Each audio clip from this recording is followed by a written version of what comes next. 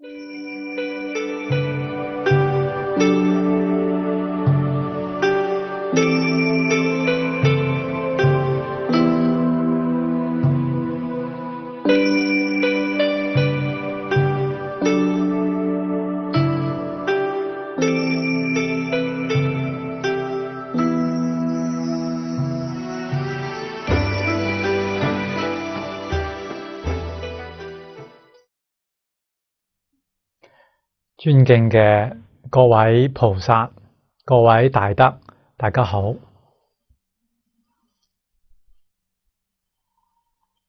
大家請坐。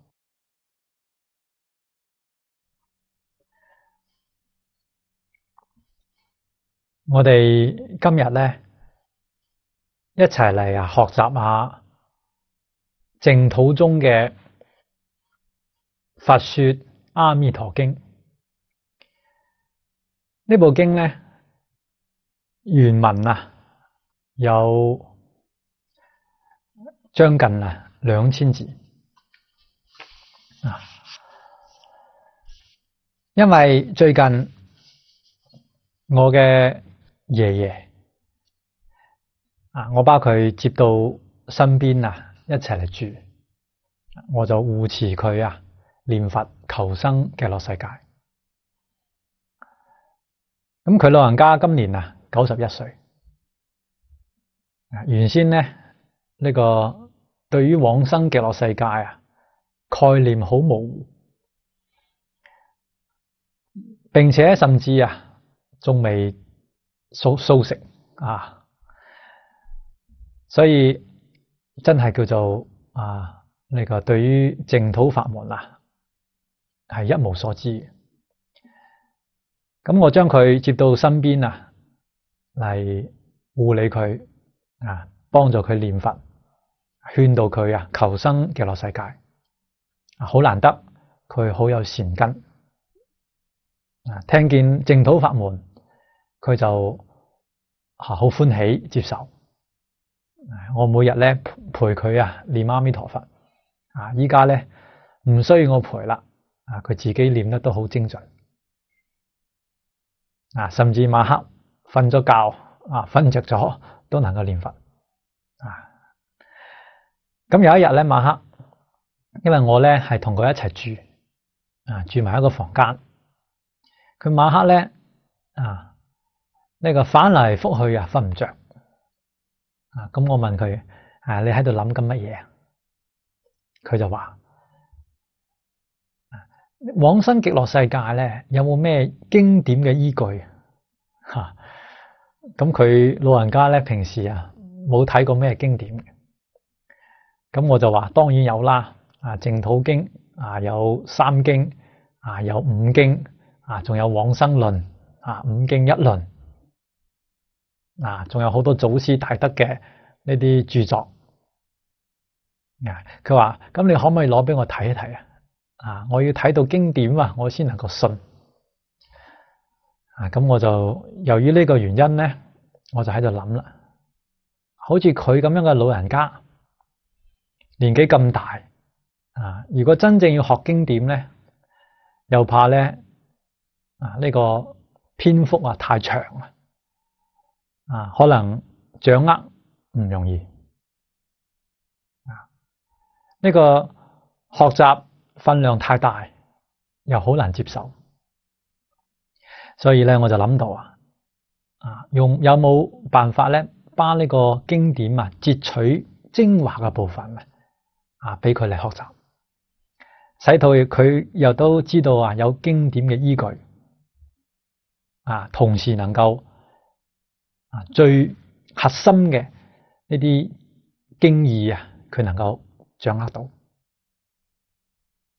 所以我第二日朝頭早好早就起床3點幾我就起床，就截取呢個《佛說阿彌陀經》因為佢係算係我哋淨土宗嘅第一經啦。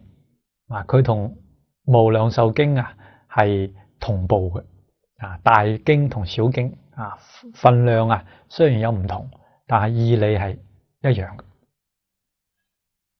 咁我就將呢個經文原文1847個字，進行咗摘要，截取咗850個字。按照咧清朝初年淨土宗第9祖藕益大師嘅呢個科判即係佢對於經嘅結構嘅分析，按照呢個結構進行截取，只刪除文字呢個刪除裏邊嘅義理即係只係化繁為簡咁截取咗之後，我就把呢部摘要攞俾我哋嘅師父上人淨空老法師佢嚟鑑定。咁佢老人家同意咁我就諗到啦，把呢個經典截取咗出嚟咧，嘅意思仲要去講解所以我咧將呢個阿彌陀經嘅摘要用廣東話我阿爺爺咧係廣東人我就用廣東話把佢讀誦咗一遍每日咧俾佢聽，反覆聽。咁今次咧嚟香港，我就諗到咧，應該把呢個摘要講解一次講一個阿彌陀經大意錄一個廣東話嘅翻去俾佢聽咁當然好似佢咁樣嘅老人家聽唔懂我哋師父講國語嘅呢個年紀比較大學習嘅，如果份量太多接受唔到，呢啲咁嘅老人家咧會好多我哋香港就好不少啦所以我諗到咧應該咧為大家咧講解一次呢個阿彌陀經大意使到我哋老人家能夠最短嘅時間內掌握住淨土中嘅核心把淨土法門裏邊嘅理論修行嘅方法裏邊嘅境界等等都能夠好快咁樣掌握，增強往生嘅信願藕益大師講能唔能夠往生極樂世界，關鍵在於有冇信願，你係咪真相信阿彌陀佛念佛法門相信極樂世界相信自己一定能夠往生，有冇你呢個信心能唔能夠真正發起懇切嘅願望，求生極樂世界？呢個係最關鍵嘅藕益大師話：往生與否，全憑信願之有無。把呢個理論搞清楚之後我哋嘅信願先能夠堅定所以呢個今次嘅我哋嘅法會2日嘅時間，爭取用4個鐘頭把阿彌陀經大意同大家介紹咁呢次都係算係我爺爺啟程噶啦咁亦都係對佢老人家盡孝把呢個孝心咧擴展對於大眾亦都作一次法供養咁有今次嘅因緣同大家一齊嚟學習。好啦，我哋嚟睇佛說阿彌陀經大意因為係大意，所以咧我哋咧只能係簡短咁去介紹我哋主要參考嘅教材係藕益大師嘅《阿彌陀經要解》我哋嘅師父上人曾經講過多次我最近咧係舊年上半年用國語咧講咗一次中風三時繫念，裏邊就含住《阿彌陀經》嗰次咧講解比較詳細一啲今次咧係講個大要。咁呢部經本來嘅題目啊，係叫做稱讚不可思議功德一切諸佛所護念經。啊，呢個係佢原本嘅經題。啊，呢個稱讚係一切諸佛稱讚。喺我哋呢個國土裏邊，釋迦牟尼佛佢係我哋嘅教主，佢稱讚呢個法門，啊，講述呢部經典，啊，喺十方一切世界所有嘅諸佛如來都咁樣稱讚。啊，點解咧？因為呢個法門係有不可思議功德嘅法門，能夠使我哋啊凡夫都大業往生。如果我哋凡夫冇呢個法門啊，想呢一生能夠出嚟六道輪迴，得到永遠嘅解脫啊，呢個係難於上青天。因為有呢個法門，所以我哋有希望啊，呢一生得救啦。唔單止係得救，而且一往生啊，就係圓證三不退啊！三不退啊，呢個地位相當於原教啊七地菩薩嘅地位，非常之高啊！對於我哋凡夫，真係叫做執咗大便宜啦。所以呢個法門太殊勝，一切諸佛啊都讚歎啊，有不可思議嘅功德啊！呢個功係咩咧？經裏邊講嘅，執持名號一心不亂，大業往生，頓超圓證。頓就係立刻超越三界啊，圓滿咁證得啊菩提啊，即係成佛啊！呢個係不可思議之功啊！啊，得乜嘢啊？得無上菩提啊！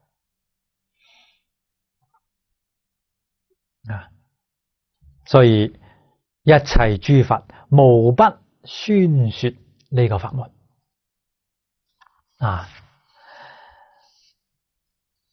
咁我哋今生遇到呢個法門，有幸啊聽到呢部啊經典，呢個係我哋啊多生多世積累嘅善根福德，呢一生成熟。點解咧？呢一生我哋就可以往生不退成佛啦。呢個法門係叫我哋一生成佛嘅法門啊！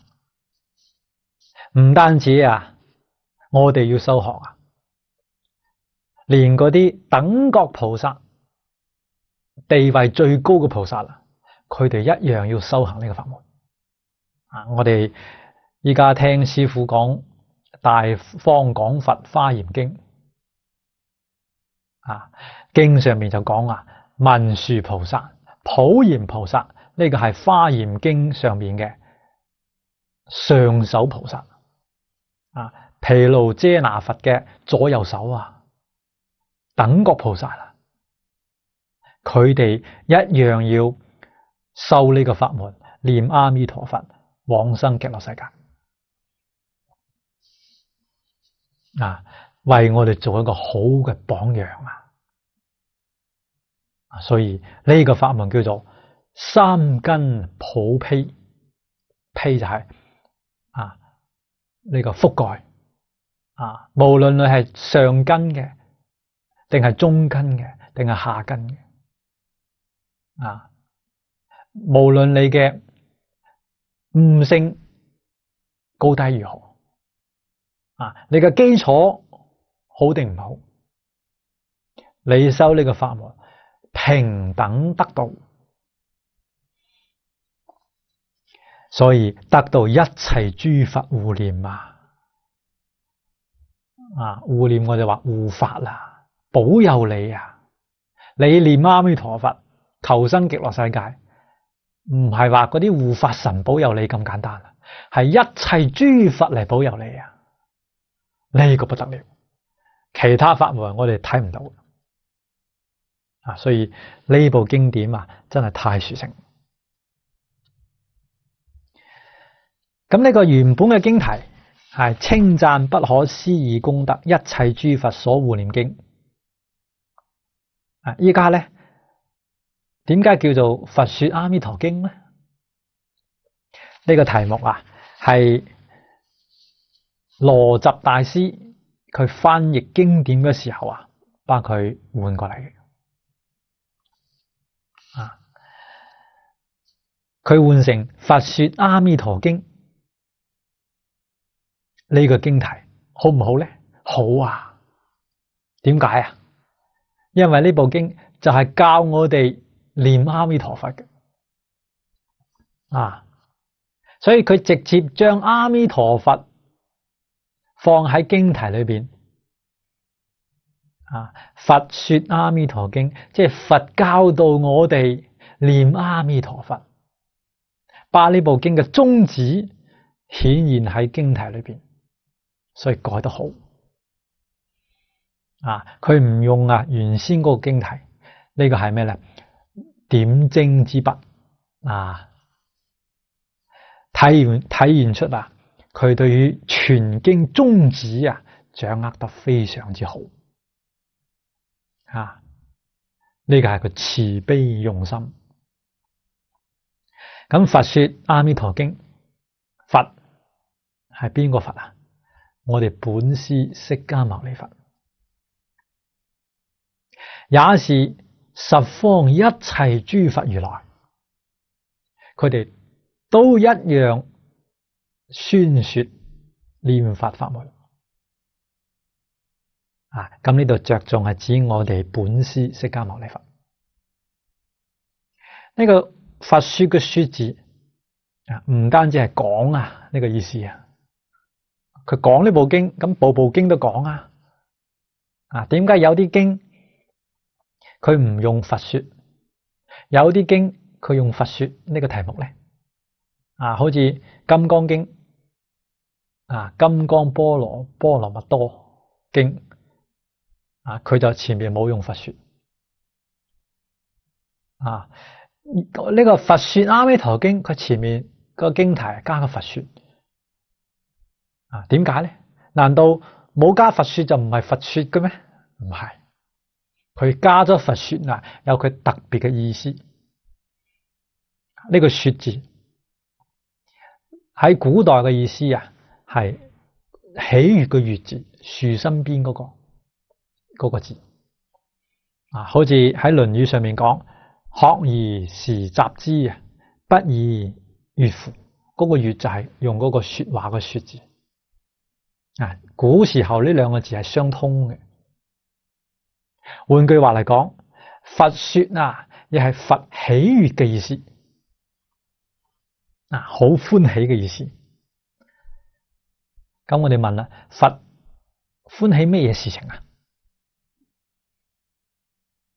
咁佛佢所歡喜嘅只有一件事，就係能夠度無量嘅眾生，呢個係最歡喜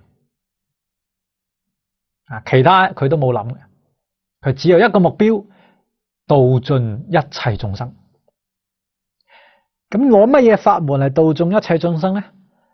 念阿彌陀佛，求生極樂世界，呢個法門係幫助一切眾生一生當中成佛。今日嘅因緣成熟佛無量嘅歡喜可以真正度盡一切眾生啦。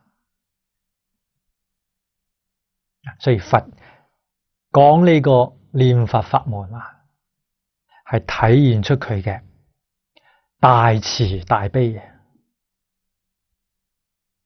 呢部經我哋對經文比較熟嘅人都知道，從頭到尾佛自己講。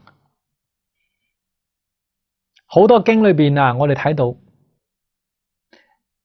經典係佛嘅弟子啟請。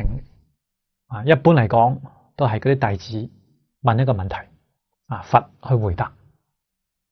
好似《金剛經》裏邊係須菩提須菩提尊者佢發問嘅。佢問兩個問題。第一個，云何應住？你個心住喺邊度？第二個，云何降伏其心？你點樣降伏你個煩惱心？問呢兩個問題，佛就同佢哋講一部《金剛經》。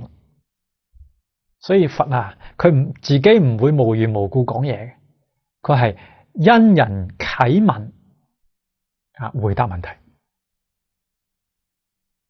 好似一個鐘一樣，你去敲佢，佢先響。你唔敲佢，佢唔響。點解咧？佢裏邊冇任何嘅妄想分別執着，佢隨緣嘅。所以眾生有感，佛有應。佢自己如果自己要講乜嘢，係自己有妄想分別執着啦。咁呢度點解話佛說阿彌陀經咧？係因為冇人啟請佢，佢自己講出嚟，叫做無聞自說。咁我哋就覺得奇怪啦。先頭你咪話佛佢唔會無緣無故講嘢嘅，一定要有人啟請佢先講。點解佢呢部經裏邊冇人啟請佢就講咧？唔係冇人啟請，確實有啟請。邊個啟請？一切眾生啟請。因為眾生今日呢個得道嘅機緣成熟，雖然眾生佢哋自己都唔知道原來成佛嘅機會到啦，佢自己唔清楚。點解唔清楚？呢個智慧不足，冇智慧嘛。雖然因緣到咗啦，唔識問問題所以識問問題都要靠智慧咁佛嘅弟子個個都有大智慧好似呢部經，你睇下，佛係主要對舍利弗尊者講。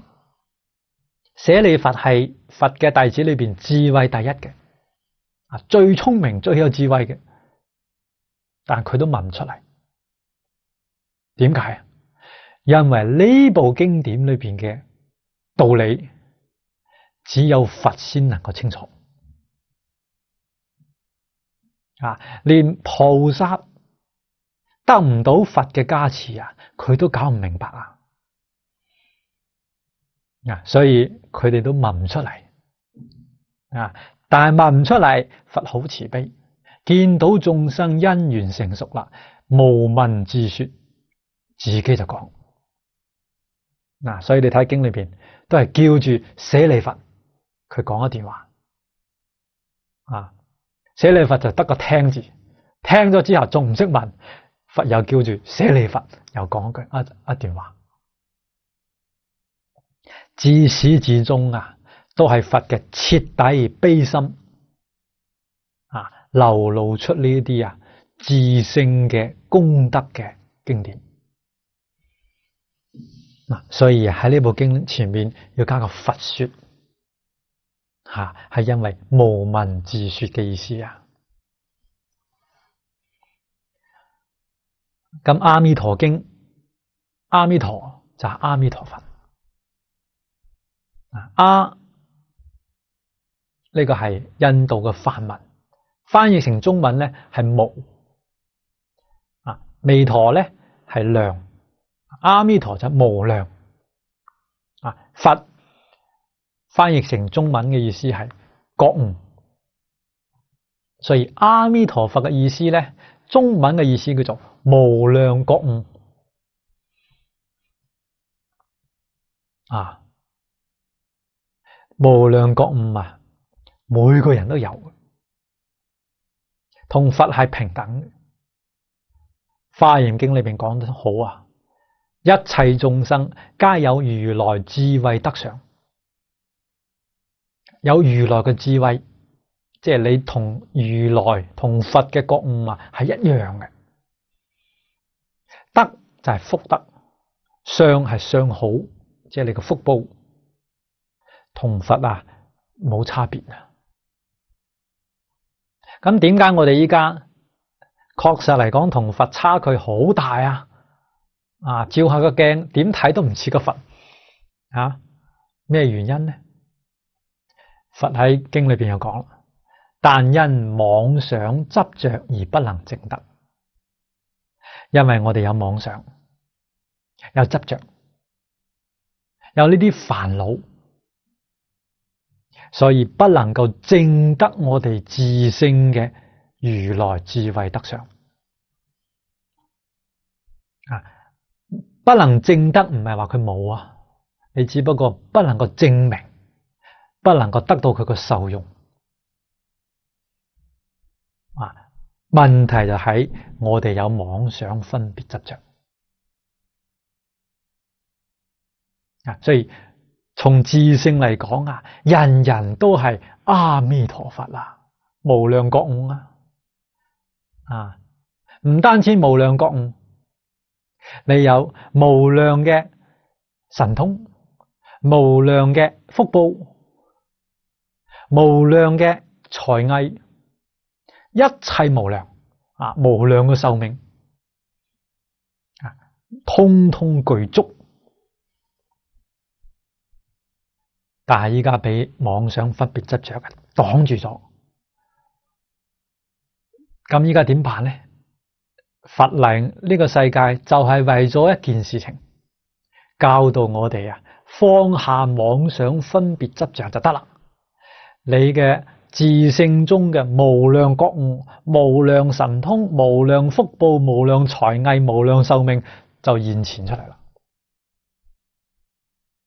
啊！嗰啲唔係你求就求到嘅，啊！佢係自己自自然然啊現出嚟嘅。只要你把嗰個障礙去除咗，啊，撥開烏雲就見到天日。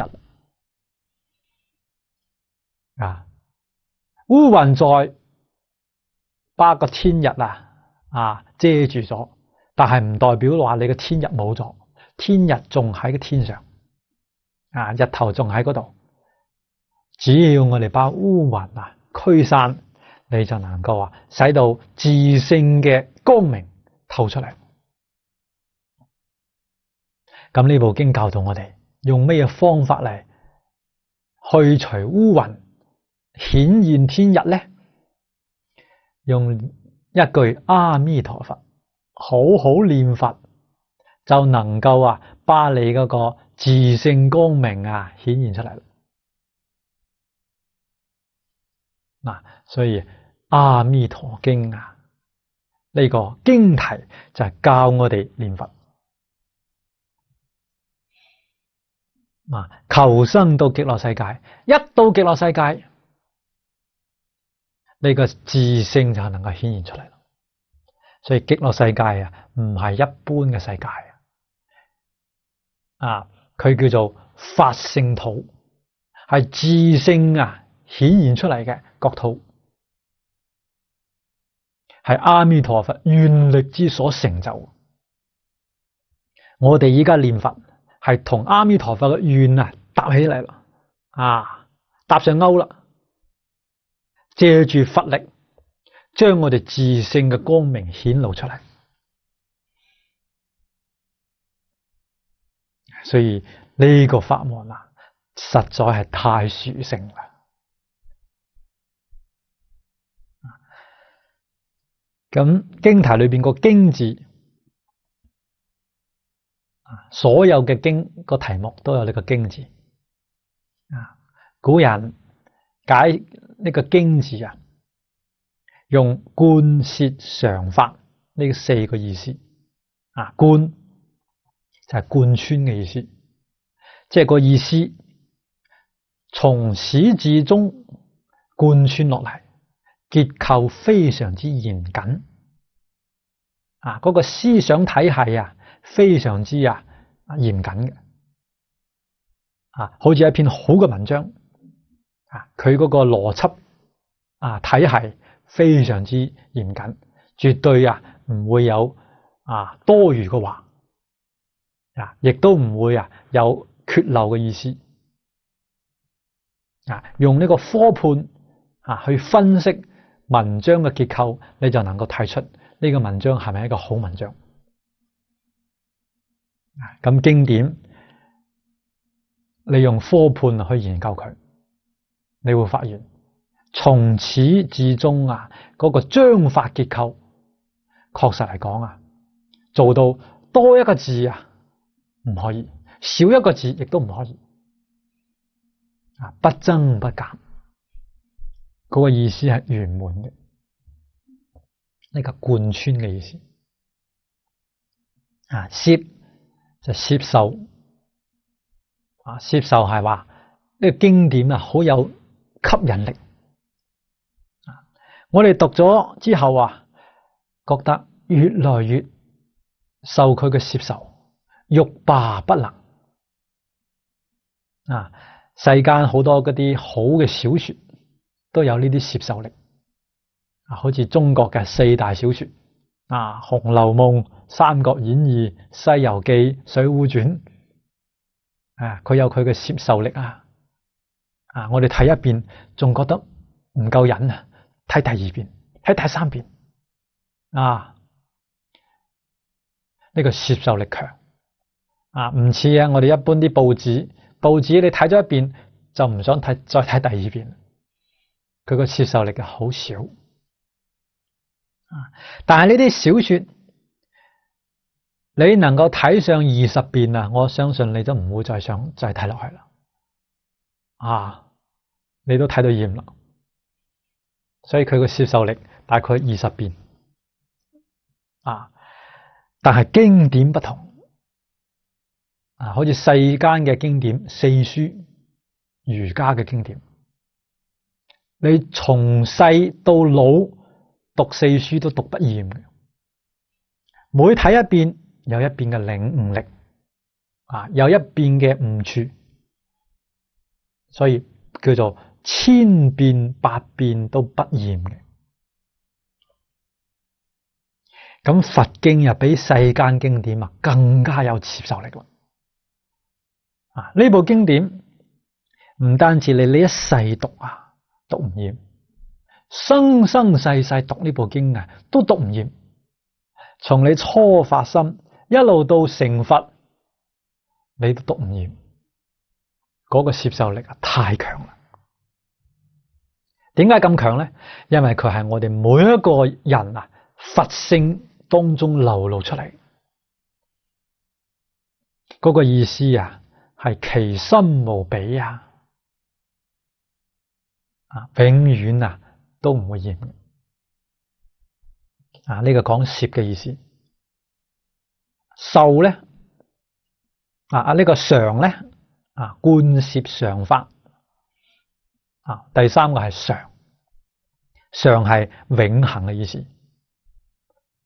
經典講嘅係真理，真理超越時空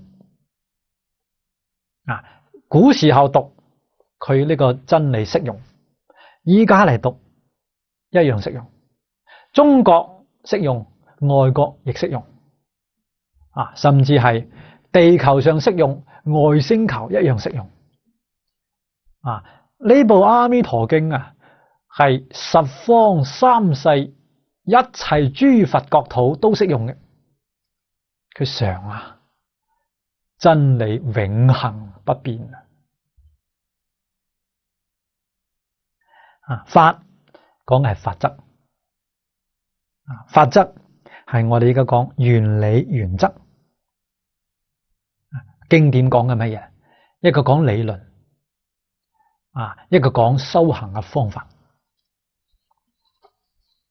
我哋依據呢個方法去修行，一定能夠成就。呢個係所謂觀攝常法呢四層意思。有呢四層嘅呢個特徵，呢個文章先叫做經。經唔係話隨隨便便叫嘅。佢真正具備觀攝常法。呢個先叫做經典。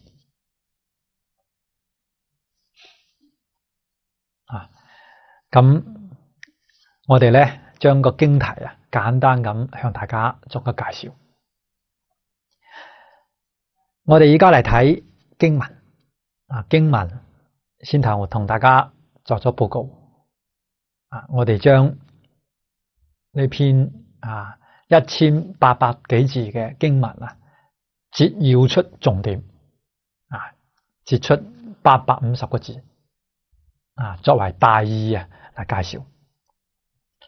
咁每個經都有所謂三部分，叫經開三分。第一係序分，即係序言，開頭介紹嘅呢部分，好似寫文章有個前言。第二部分咧叫正中分，就係佢主要嘅部分啦。最後咧係流通分，流通分係你做個結論同埋咧勸我哋大眾去修行去流通。咁先睇咧第一部分係呢個經典嘅序分。序分第一句所謂通序，即係所有經典都具備嘅呢一個部分，係普通嘅呢個序言。如是我聞，一時佛在舍衛國，祇樹給孤獨園，與大比丘僧1250人俱，並諸大菩薩及無量諸天大眾俱。我哋簡單咁介紹呢篇呢一段話，佢有6種成就。第一個咧係講如是我聞。呢個如是係信成就，我聞係聞成就。呢個如是我聞係邊個講嘅咧？係釋迦牟尼佛佢嘅弟子阿難尊者。佢每次講經開頭必須講呢4個字，叫如是我聞。因為阿難尊者係佛嘅使者，跟隨佛好多年，佢聽嘅經典最多最齊，而且咧佢有一個本事，記憶力特別好，只要聽過佛講一次佢就能夠記住，而且係過耳不忘永遠都不忘。記憶力真好比我哋而家電腦仲要犀利。所以佛圓寂之後，大家就推舉阿難尊者出嚟作復講把釋迦牟尼佛當年所講嘅經典重新復述出嚟，然後下邊啲五百大阿羅漢呢啲大弟子佢哋嚟記錄，就形成咗經典。所以經典唔係釋迦牟尼佛在世嗰時編嘅，係佛滅度之後，佢哋嘅弟子佛嘅500大弟子一齊嚟結集嘅，推舉阿難尊者嚟復講。所以如是我聞嘅意思就係正如我從佛嗰度聽嚟嘅一樣。用我哋依家話嚟講就係咁簡單。我係呢個經典唔係我自己編造出嚟嘅，係我從佛嗰度聽聞嚟嘅，為大眾呢個堅定信心係確實係佛親口所講。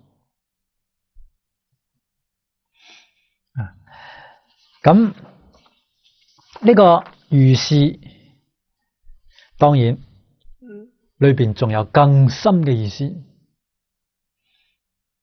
呢個如係講實相，真實嘅宇宙人生嘅真理，古今不變。呢個係講如字。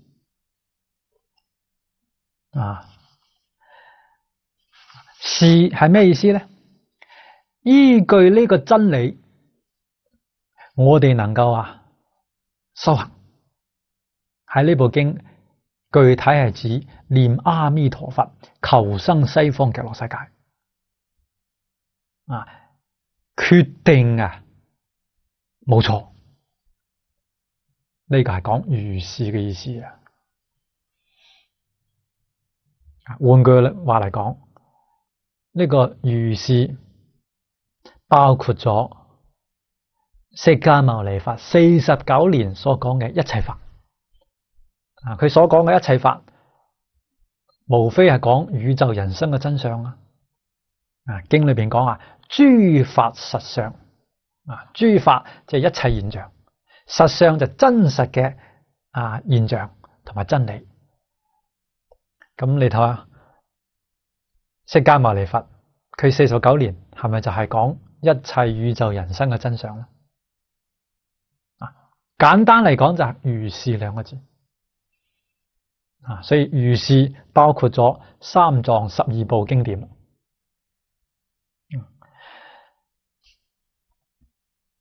咁淨土法門正是依據實相嚟修行。目標就係證得實相。喺禪宗裏面講明心見性，淨土中嘅目標亦都係明心見性，證得實相。咁一時呢個意思，好多人睇見呢個一時係講時間冇錯。呢度講係時成就。六種成就第三個時成就。咁呢個一時究竟係幾時大家可能覺得佛經都唔夠嚴謹。我哋一般寫新聞報道都有個年月日時。你講一時咁幾時好似好抽象。虛無縹緲。呢個係咩呢？不懂得呢裏邊嘅心意。一時係咩意思？要知道時間本身佢係唔固定嘅。依家物理學家為我哋已經證明啦。相對論裏邊有一個結論係講明咩呢？時間同空間都係人類一個錯誤嘅抽象嘅概念。時間長短、空間大小，相對論裏邊講話係由於物體相對速度嚟決定。相對速度有變化，時間空間都會變化，證明佢唔係固定，所以佢唔係真實㗎。真實嘅係不變嘅，變嘅就唔真。咁既然唔真實，你就唔可以講幾時。佛講呢部經到底係幾時？一時。一時就講得圓滿啦。一時係幾時呢？呢個一時就係師之道合之時，係眾生機緣成熟之時。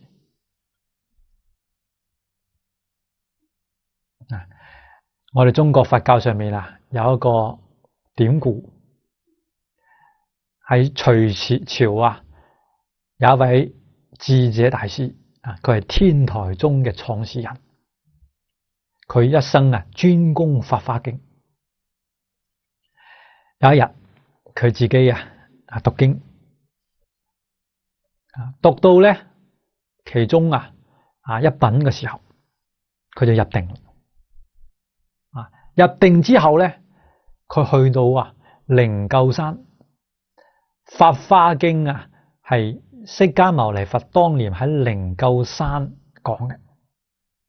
佢去到靈鷲山之後，竟然睇到阿彌陀呢個釋迦牟尼佛仲喺度講《法華經》佢仲喺嗰個法會上面聽咗一座，跟住佢出定啦，佢同大家講：哇！釋迦牟尼佛依家講《法華經》仲未講完呢個法會仲未散你睇下，釋迦牟尼佛到隋朝中間都隔咗1000年，1000年嘅時間，竟然智者大師可以參與到1000年前嘅呢個法會當中。我哋話依家超越時空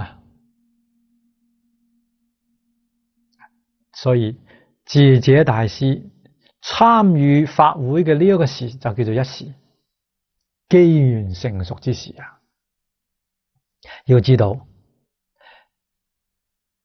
佛講經係冇一時停頓嘅。只要我哋能夠入定好似智者大師一樣入一心不亂嘅境界，就可以參與到呢個法會當中啦。所以呢個一時幾時時時都可以只要你能夠用呢部經嘅術語講，念到一心不亂啦，你就係發現原來釋迦牟尼佛喺舍衛國講呢個阿彌陀經仲未停仲喺度講緊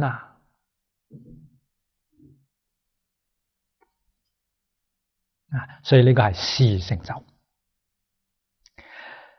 第四個係佛係講主成就教主釋迦牟尼佛係我哋嘅教主。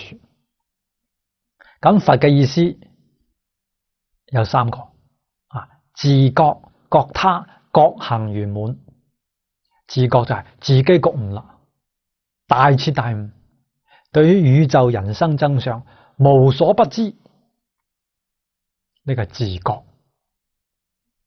自覺之後要做咩？覺他自己覺悟咗啦，仲要幫別人去覺悟，普度眾生。自覺同覺他都圓滿啦，呢個就係覺行圓滿。呢個時候係咩咧？你會發現自他係一，唔係二。如果話自己覺悟啦，睇到人哋冇覺悟，對唔住，自己都未有完全覺悟，覺行不圓滿。真正覺悟嘅人，你會發現個個人都覺悟。華嚴經裏面講，情與無情同源種智。佛成佛啦，佢發現十方一切眾生通通都係佛。所以華嚴經裏面講話，一切眾生皆有如來智慧德相。換句話嚟講，一切眾生都係佛。如果我見到某一個眾生唔係佛，說明我自己未成佛。自己係咩境界，就會睇到其他人係咩境界。一切眾生本來是佛啦，咁我睇佢點解呢個人咁壞成日都係障礙我、傷害我，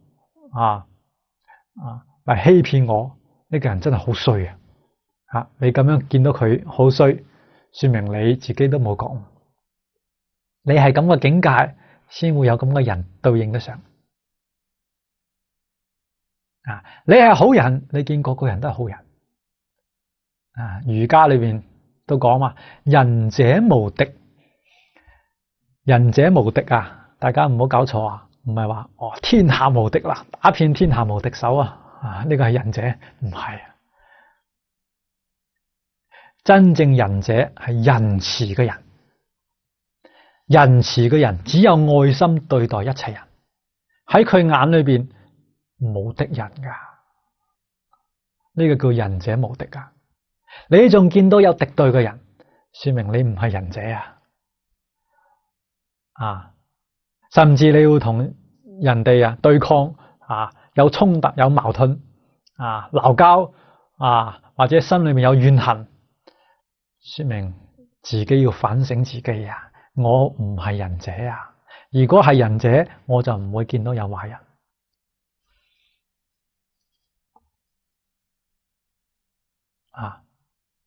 咁有時候確實係有壞人啦，嗰個唔係壞人係佢一時糊塗人人本來都好人人之初性本善點會有壞人呢？佢一時糊塗先做咗壞事嘛。我哋要好好教育佢好好感化佢將佢扭轉過嚟可唔可以扭轉呢？一定可以。人之初性本善嘛。佛講話一切眾生本來是佛點可能話扭轉唔過嚟呢？感化唔過嚟呢？只要你有真誠嘅愛心、慈悲心，用你嘅身教、用你嘅言教，可以把佢感化過嚟。佛度眾生就係用感化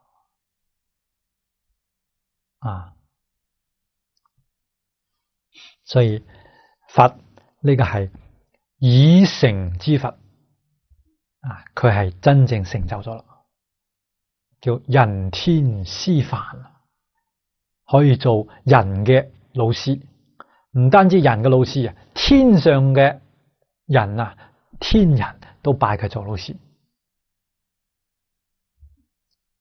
所以佛我哋稱為大師大師唔係話對一般人稱呼我哋有時對一般出家人都稱大師，呢個稱呼有啲太過分啦。點解啊？大師係對佛稱呼，對菩薩都唔可以用大師所以呢個係尊稱到極處呢個在捨衛國祇樹給孤獨園，呢個係講地點叫做處成就喺邊個地方邊個處所捨衛國捨衛國呢個係梵文翻譯成中文叫做文物，文就係呢個嗰個聽聞嗰個文，物係事物嘅物咁呢個文係呢個地方講多文，亦都係話文化水準好高物係指呢個物產好豐富呢個國家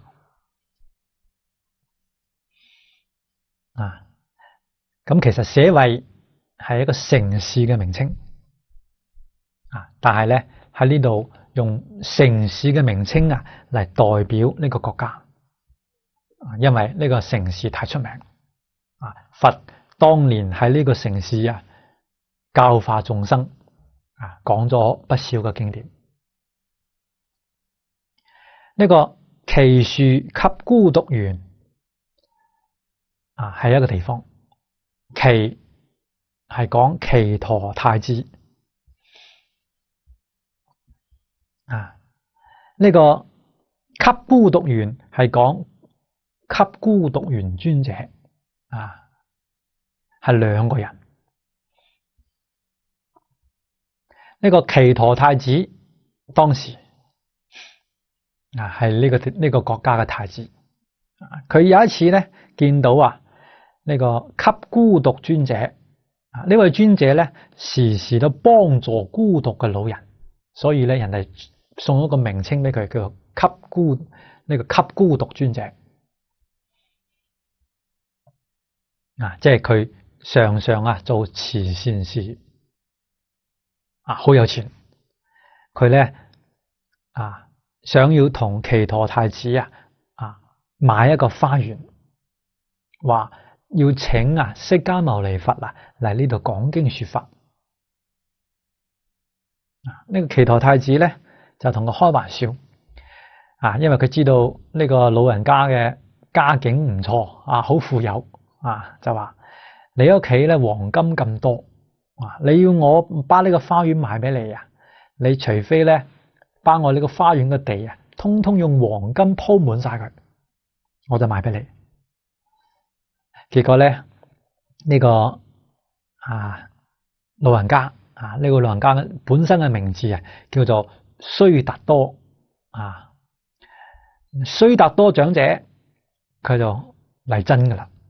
佢話好咁我就鋪所以佢就一車一車黃金拉到呢個花園嗰度開始鋪地。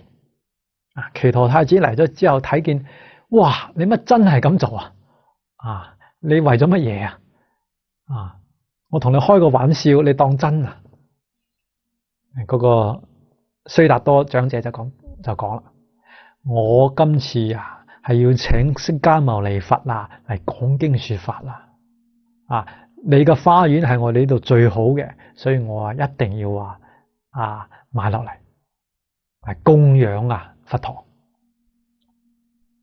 祇陀太子一聽，哇！有咁個好事咁我都要做結果嗰個長者話唔可以，呢件事只有我一個人嚟做功德要我一個人嚟做咁呢個祇陀太子咧，佢就同兩個嚟爭起身，爭功德佢話咧，如咁樣你要買呢個花園可以我個地應承俾你，但係咧我冇把呢個地裏上面嗰啲樹木應承俾你如果你唔俾我一齊做功德咧，咁我就把啲樹通通斬晒佢俾佢一塊荒地俾你所以兩個人爭執不下，一齊去到釋迦牟尼佛嗰度。釋迦牟尼佛咧知道呢個情況，就咁樣同我哋講咁啦，你哋都唔使爭呢個道場就你哋兩個人一齊供養啦因為呢個樹木係祇陀太子嘅，就叫做祇樹祇陀太子嘅樹呢個花園咧已經賣俾給孤獨園給孤獨尊者啦，咁你就叫做給孤獨園所以合起身叫做祇樹給孤獨園結果咧一下咧兩個人就冇得好爭啦擺平晒啦。所以釋迦牟尼佛佢嘅帶住1255位弟子入住到呢個花園裏邊開始佢哋嘅教學所以呢個係講個呢個處成就喺呢個地點。